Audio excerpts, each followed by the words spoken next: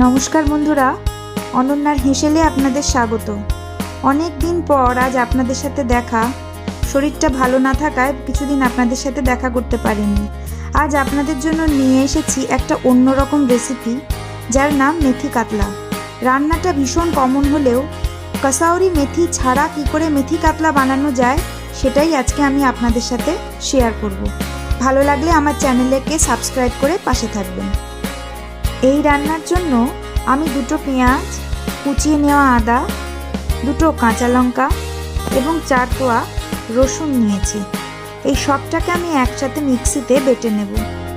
মিক্সিতে ওইগুলোর সাথে সামান্য ধনেপাতাও আমি দেব এবং এই সবটা মিশিয়ে আমি একটা পেস্ট বানাবো এই রান্নাটার জন্য। এরপর আমি একটা মশলা বানাবো। আমি এখানে 1 চামচ জিরে আর 1 চামচ মেথি শুকনো খোলায় প্রথমে ভালো করে নাড়িয়ে নেব। শুধু এ সময় খেয়াল রাখতে হবে যে কোনো মতেই এই মশলা দুটো একসঙ্গে নাড়ার পর যেন লাল হয়ে না যায়, তাহলে কিন্তু তেতো হয়ে যাবে। ঠিক এরকম যখন হবে তখনই এটাকে কড়াই থেকে নামিয়ে নেবেন এবং ঠান্ডা করে এটাকে গুঁড়ো করে নিতে হবে। এবার কড়াইয়ে আমরা সর্ষের তেল দেব। সর্ষের তেল গরম হয়ে গেলে এতে নুন হলুদ মাখানো কাতলা মাছের পিসগুলো দিয়ে ভালো করে লাল করে আমরা ভেজে নেব। মাছগুলো যখন 2 পিঠ সুন্দর লাল লাল মতো হয়ে যাবে তখন আমরা একে একে মাছগুলো তুলে নেব। মাছ ভাজার তেল সামান্য কমিয়ে ওই তেলেই আমি সামান্য ঘি এবার দিয়ে দেব। তেল আর ঘি যখন ভালো করে মিশে যাবে তখন আমরা এই রান্নার যে প্রধান উপকরণ সেই মেথি একটু ছাঁকনি করে তেলে ফোড়ন দেব। কারণ শুধু তেলে ফোড়ন দিলে মুখে লাগলে তিতো লাগতে পারে, তাই তেলের ছাঁকনিতে করে তেলে দেওয়া মেথিটা ভেজে নিয়ে তুলে নেব, যাতে তেলে ওর গন্ধটা সুন্দরভাবে থেকে যায়। এবার এই তেলেই আমি আদা পেঁয়াজ রসুন ধনেপাতা কাঁচা লঙ্কার যে পেস্টটা করে রেখেছিলাম সেটা দেব এবং ভালোভাবে তেল ঘিয়ের ওই মিশ্রণে এটা দেওয়ার পর ভালো করে এটাকে নেড়ে দেব। মশলাটা খানিকক্ষণ কষিয়ে নেওয়ার পর এতে আমরা একে একে নুন এবং প্রয়োজন মতো হলুদ দিয়ে ভালো করে কষিয়ে নেব। মশলাটা ভালো করে কষানো হয়ে গেলে ভালো মতো নেড়ে নিয়ে আমরা এতে 100 গ্রাম টক দই ভালো করে ফেটিয়ে মিশিয়ে দেব এবং এই পুরো মশলার সাথে টক দইটা দিয়ে আবারও ভালো করে কষিয়ে নেব।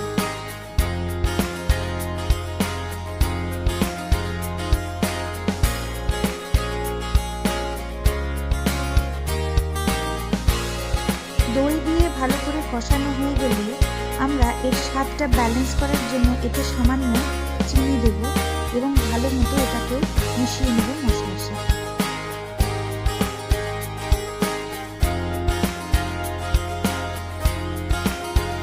মশলা ভালো করে কষিয়ে নেওয়ার পর এতে 2টো কাঁচা লঙ্কা দিয়েছি।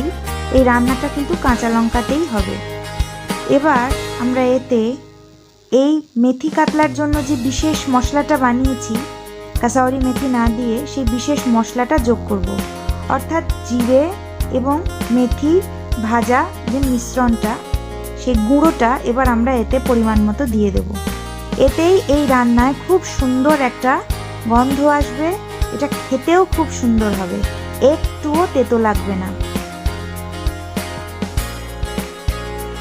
এইভাবে সমস্ত মশলাটাকে আমি খুব ভালো করে মিশিয়ে নেব এবং খানিকক্ষণ ধরে এটাকে মিশিয়ে নেব। এই সময় কিন্তু আঁচটা আপনারা খুব নিবু আঁচে রান্না করবেন, কমিয়ে দেবেন।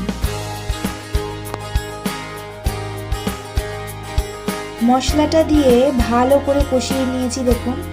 এবার আমি এতে জল দেব। এতে সামান্যই জল হবে, কারণ এই রান্নাটা একেবারেই কষা কষা মাখা মাখা হবে এবং ভালো করে জলে মশলায় মিশে যাওয়ার পর আমি এতেই ভাজা মাছগুলো দিয়ে দেব।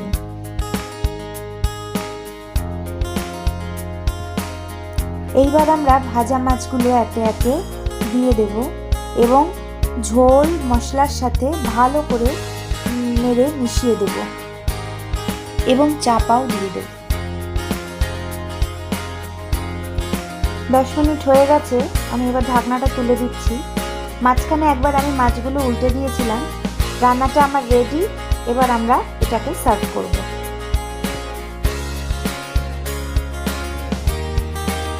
রান্নাটা আমার রেডি এবং দেখতেই পাচ্ছেন সার্ভও করে ফেলেছি প্রায়। এটা ফ্রাইড রাইস, ভাত দুটোর সাথেই খেতে খুব ভালো লাগবে। আপনারা এভাবে বাড়িতে একবার বানিয়ে দেখবেন। মেথি কাতলা, কাসৌরি মেথি ছাড়া আমার করা মশলার মতো মশলাটা দিয়ে এটা খেতে আপনাদের খুব ভালো লাগবে।